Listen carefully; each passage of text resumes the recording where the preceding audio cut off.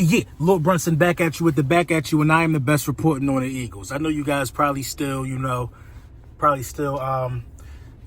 just being enamored by my last video. I know. I usually don't do, too many videos a day. But I want to touch on something before the season closes.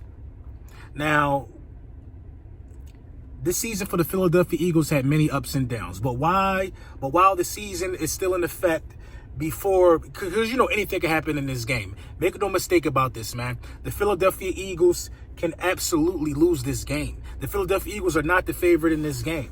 The Philadelphia Eagles can lose this game. And I'm saying that to say this. If the Philadelphia Eagles lose this game, we can't forget about the bright spots that we've seen during the course of this roller coaster ride of a season. Now, everybody in the first 3-4 weeks of the season, the city was basically divided. Educated football fans, not so much, but a lot of people who watch football and really just go off emotions were still screaming for Nick Foles. That's right. A lot of us still wanted Nick Foles. A lot of us thought Nick Foles was the guy for the job. The injuries, you know what I'm saying? The injuries seem to get glossed over, but you can't talk about this season without talking about the injuries, man. So for every sports analyst and every guy on TV who wants to criticize the Philadelphia Eagles for being 7-7 and for Doug Peterson looking inadequate at times, you got to talk about these things in context. The defense has been far more healthier than the offense has. The defense didn't start off healthy. That was the defense's excuse. The offense came off healthy a little bit. You know what I'm saying? But you got to talk about these things in the proper context, man.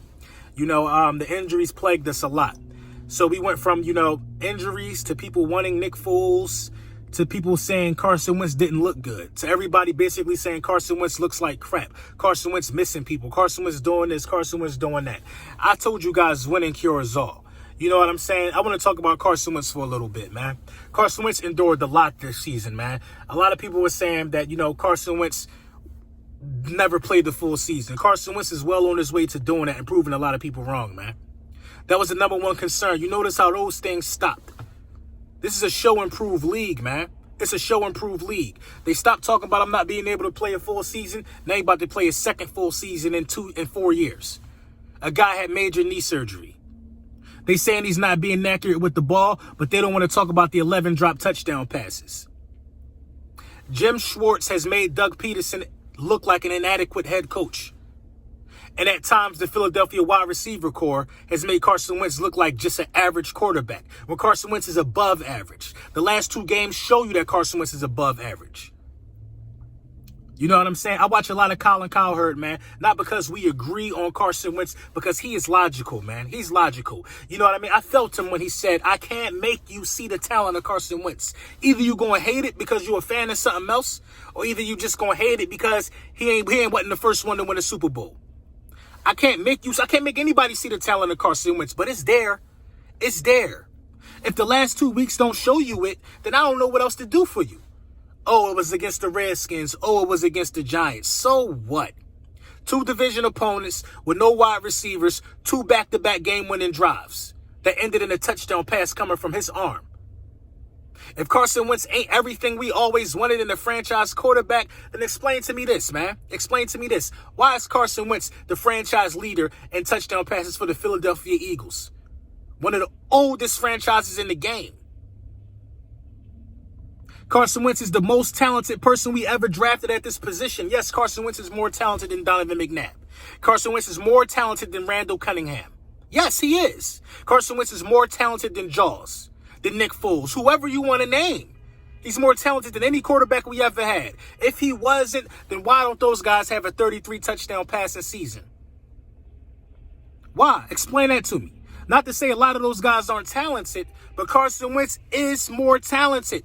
If he isn't, then why in 50-something starts those guys don't got 90 touchdown passes and 35 interceptions?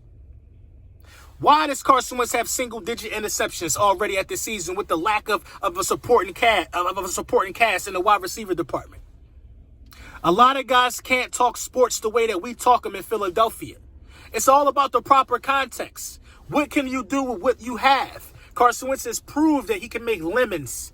He can turn lemons into lemonade. Carson Wentz has proved that, he can fight beyond adversity. Carson Wentz has proved that he's worth the money, and Carson Wentz has proved that he's a franchise quarterback. What does a franchise quarterback do? Listen, I don't know about a lot of people, but I'm an alpha male. I'm the man of my house. I'm the man of my house. Certain things happen, and they get put on my back because I'm the man of the house. Carson Wentz, the man of the Philadelphia Eagles.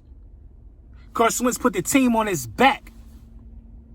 The team goes as Carson Wentz goes. It's not the other way around like it is for a lot of these franchises, man. Some teams go as they running back go. Some teams go as they defense go.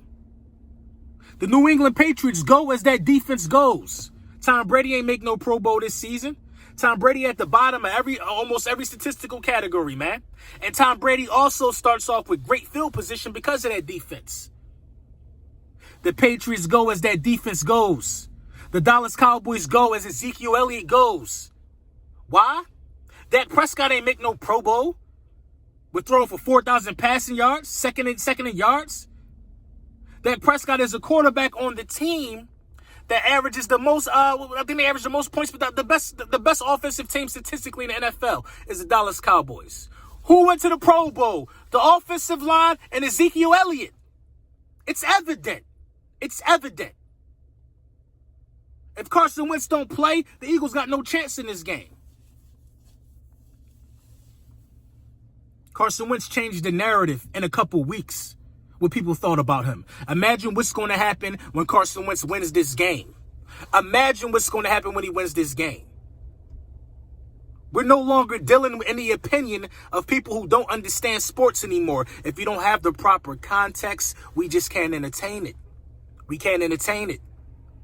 If more people don't start developing a sense of having the proper context when talking sports, then there's going to be a lot of Lord Brunson and Law Nation collabs. Because I think he's the only one that get it right now. A lot of these guys just don't get it. They're too emotionally invested. Oh, you see the intensity in me? Yeah, I'm emotionally invested. But I also can scale it down and be logical about things. Do the Philadelphia Eagles have a chance on Sunday at 4 o'clock? Yeah. Yeah. For everybody saying we don't have no chance, that's just a bunch of malarkey. How we don't got no chance? We playing a team that's 7-7. We 7-7. Who are they? We the Eagles. We that. We the Philadelphia Eagles. We got a sense of pride. When we win this game, I'm gonna tell you what will be the deciding factor: a championship pedigree.